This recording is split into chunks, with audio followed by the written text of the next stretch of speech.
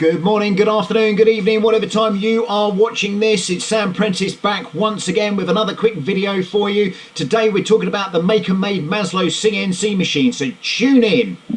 Cheers.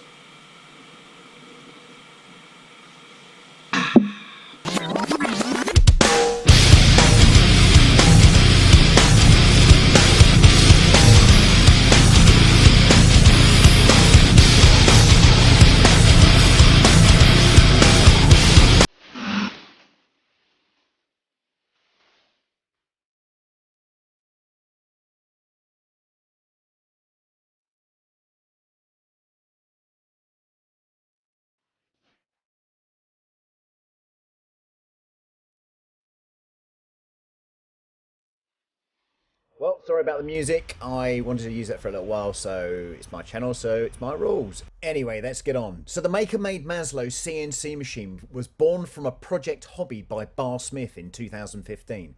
This led on to a kickstarting campaign in 2016, which due to the success made for the sale of thousands of machines around the world and fashioned a community of like-minded makers cutting vertically on a 4x8 area for less than $500. The product has been featured on Tested and demonstrates a perfect example of maker and design mentality.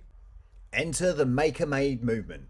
As makers and keen followers of technology, the MakerMade team exert brilliance, determination, quality and key customer focus with the delivery of this project. The team, although small, is packed with innovation and steps to move forward with this brilliant product.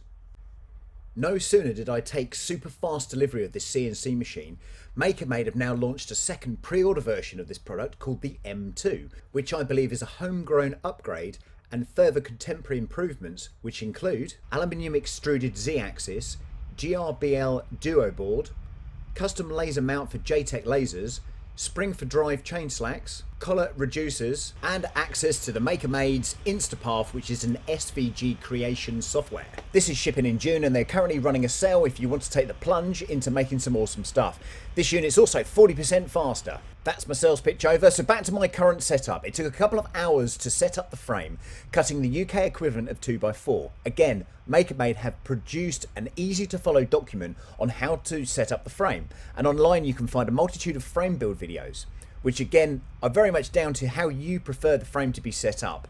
For example, on mine I didn't want a bungee cord supporting the chain slack, so I went for a weighted option to the left and right.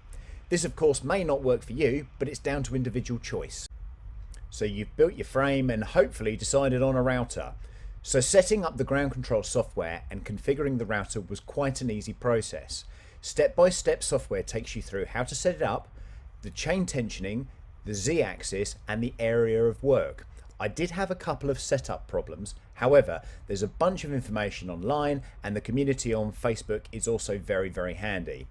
So I opted for the Bosch 1400 PoE router, which has a fine height adjuster which you can mod and attach to the Z-axis motor. This allows the unit to plunge, however the depth on this unit is limited, and in my honest opinion it is a good router, but now I've seen the M2, you can use smaller routers which reduce the weight and overall amount the router sticks out by. I'd also suggest you make a mount to hang the router on while you're not using it, as in a tight space I've jabbed myself about a dozen times in the side.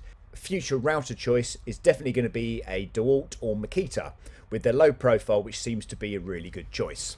So how does it cut? Going from extruding thermoplastics in the 3D printing world to, I guess, milling? On the CAD side there is just a simple reverse. If you're cutting a sign or something that needs to be exported to an SVG file, it will be flat and you control the depths, pockets, profiles, paths and drill operations. It's getting your head around that and picking a software that's easy to use and test on some off-cut wood so that you understand every option.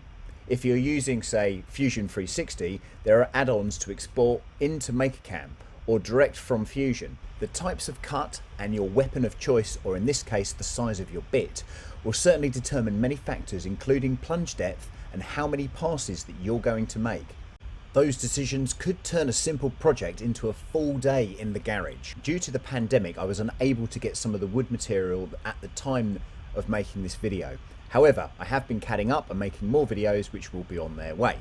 I'm pleasantly surprised with the overall accuracy of the cuts. You do get a small amount of drift in the lower left and right hand corners, so there are areas to avoid or work the material into several cuts, moving the wood or plastic along to maintain that ever important accuracy. So that is the MakerMade CNC machine. Thank you very much for watching the video. Please click and subscribe at the bottom and hit the notification bell. Also check me out on Instagram, it's the real Sam Prentice. 100% this is a product that I would recommend. If you're on the fence about thinking about buying this thing, definitely do it. I would go for the Mark II option. It is definitely going to be the best solution for you. Hope you enjoyed the video. We'll catch you next time. Bye.